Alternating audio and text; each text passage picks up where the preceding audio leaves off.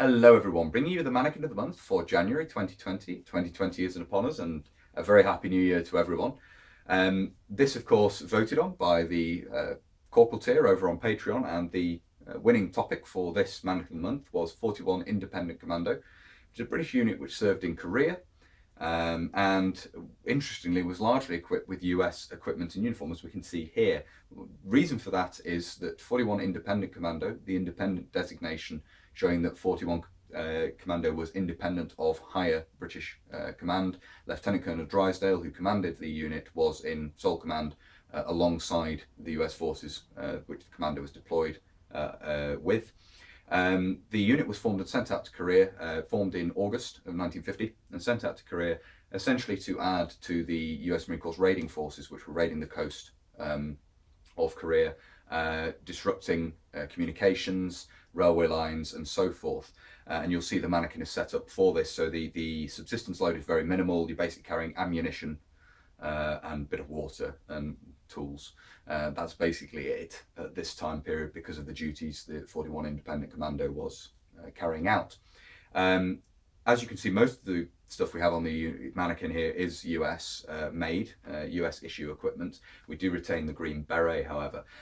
The men did retain their boots. They were sent out, I believe, with battle dress, but in the field ended up wearing US uniform primarily, and they were equipped with US weapons and consequently US equipment to carry the ammunition and so forth for those weapons. So quite an interesting use of US equipment by British forces. We'll talk about what's on the mannequin here, starting at the top and working down as we normally do.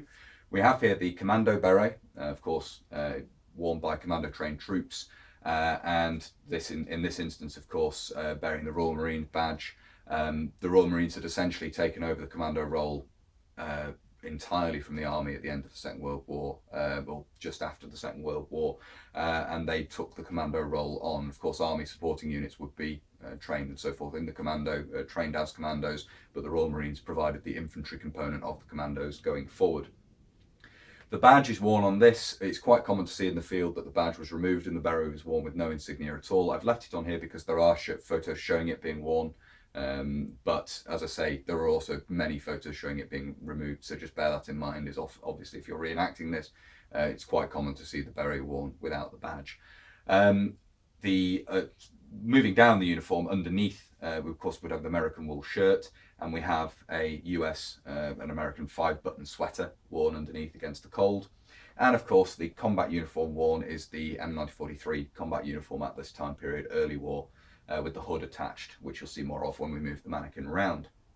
In terms of equipment, what we can see at the front here is the cartridge belt for the M1 Garand, the arm block clips for the M1 Garand, which is what this chap would have been armed with.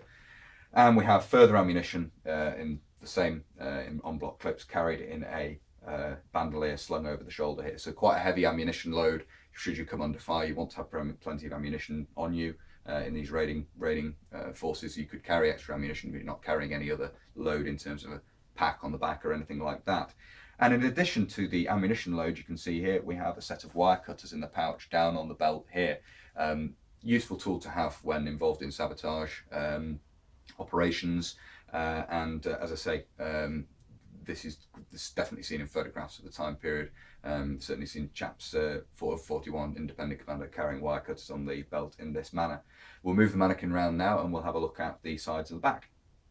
Looking at the left side of the Mannequin here, you can't see a great deal extra. We've still got, you've got the possibly a better look at the wire cutters there in their pouch on the belt. You can see the shaped pockets of the M1943 combat uniform and the pockets of the cartridge belt running around the back there.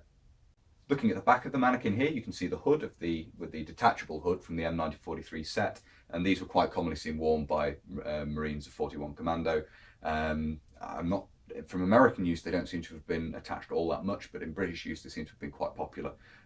Just looking at period photographs. Not saying the Americans didn't use them, but they seem to have been worn a lot by Brits, both 27 Brigade, who obviously acquired US kit, and 41 Commando, who were issued it.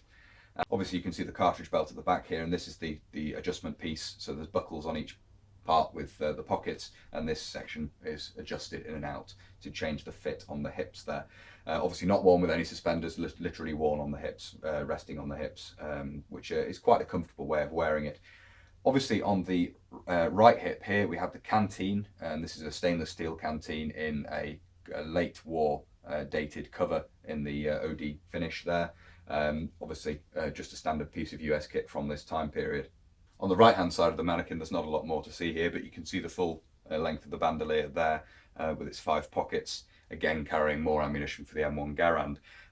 As I say, the kit carried was very light, obviously on these raiding duties, and carrying extra ammunition to make up for the weight that you're not carrying in terms of personal kit makes a lot of sense.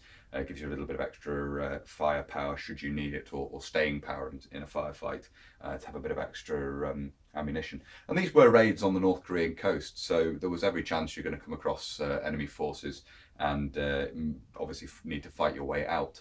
So the extra ammunition makes a lot of sense. So there we are, that's the Mannequin of the Month for January 2020. Obviously representing a Marine 41 Independent Commando career 1950. I know that various people on the channel have said previously they're always interested to see foreign kit used by the British and Commonwealth forces, and this is a very good example of that. Obviously equipped completely with US kit and uniform, not just the use of US uniform as 27 Brigade of course show in the early stages of the Korean War. This is takes it even further with the use of US equipment as well. But from that point of view, I think it's very interesting, and 41 Independent Commando is a very interesting unit in itself, and obviously fighting alongside the US Marine Corps.